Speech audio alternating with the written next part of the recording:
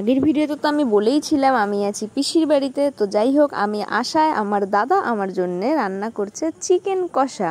বেচারা রান্না শিখেও বিপদে পড়ে গেছে, ঘেমে নিয়ে অস্থির একেবারে গরমের মধ্যে।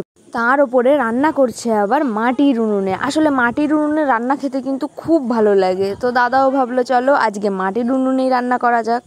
তারপর দাদা বলল নে এক পিস কষা খেয়ে দেখ কেমন হয়েছে। তারপরে আমি একটু টেস্ট করতে নিয়ে নিলাম। আর দেখো, আমার পিসির বাড়িতে না আম গাছে প্রচুর আম হয়েছে। আমি কিন্তু এইখানে ছাড়া আর কোথাও এত আম এবছর হতে দেখিনি।